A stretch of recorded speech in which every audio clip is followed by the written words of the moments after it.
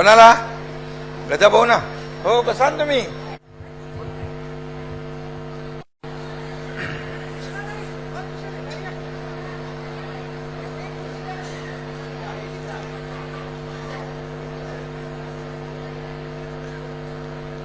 छत्रपती शिवाजी महाराज की जय. भवानी. धर्मवीर छत्रपती संभाजी महाराज की. राजमाता जिजाऊंना वंदन करतो. पुण्यश्लोक अहिल्यादेवी होळकर, क्रांतीज्योती सावित्रीबाई फुले यांना वंदन. हिंदू हृदय सम्राट बाळासाहेब ठाकरे आणि धर्मवीर आनंदीगे साहेबांना मनापासून वंदन करतो. आणि व्यासपीठावरील सर्व आमच्या लाडक्या बहिणी आणि एक लाडकेच ज्येष्ठ भाऊ गजा भाऊ आणि समोर बसलेले सर्व मंत्री, आमदार, खासदार. बघा आज बघा लाडक्या बहिणींची ताकद किती मोठी आहे. मंत्री, खासदार, आमदार सगळे समोर बसले तुमच्या आणि तुम्ही व्यासपीठावर.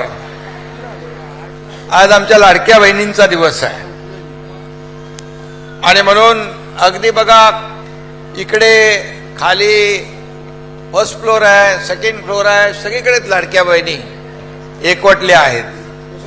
या लाडक्या बहिणींचं मी मनापासून स्वागत करतो, मनापासून आपल्याला शुभेच्छा देतो. आणि आज जागतिक महिला दिन आहे. जागतिक महिला दिनाच्या खूप खूप आपल्याला शुभेच्छा. आपल्या सगळ्यांचं मनापासून मी कौतुक करतो, मनापासून अभिनंदन करतो. खरं म्हणजे मी ठाण्यात कार्यक्रमामध्ये होतो. माझ्या बाबांची तब्येत पण ठीक नाही, हॉस्पिटलमध्ये देखील मी जाऊन आलो. इकडे येणार नव्हतो कार्यक्रमाला मी, पण इथली माहिती घेतली. एवढ्या लाडक्या बहिणी जमा आहेत तर बोला आता लाडका भाऊ वंचित राहील आपल्याला भेटण्यापासून, म्हणून मी इकडे आलो. आणि म्हणून आपण म्हणतो लाडक्या बहिणींना, तू शिवदुर्गा, तू रणरागिनी, तू शिवाची भवानी तलवार आहे. लाख संकटे आली तरी डरणार नाही अशी तिची धार आहे. अशा आमच्या लाडक्या बहिणी आहेत. आणि म्हणून श्री गणेश गणपती बाप्पा जसं आपलं आराध्य दैवत आहे, तशी आदिशक्ती दुर्गा ही आपली शक्तीची देवता आहे. आणि म्हणून श्री म्हणजे त्यागाची मूर्ती आहे, परमेश्वराचं रूप आहे. तू आहे म्हणून विश्व आहे, तू आहे म्हणून घराला घरपण आहे, आणि तू आहे म्हणून नात्यातला जिवंतपणा आहे. स्त्री ही माऊलीच असते. कुठल्याही पुरुषाला माऊली होता येत नाही. फक्त संत महात्म्यांनाच माऊली होता आलं. ज्ञानेश्वर महाराजांना माऊली होता आलं.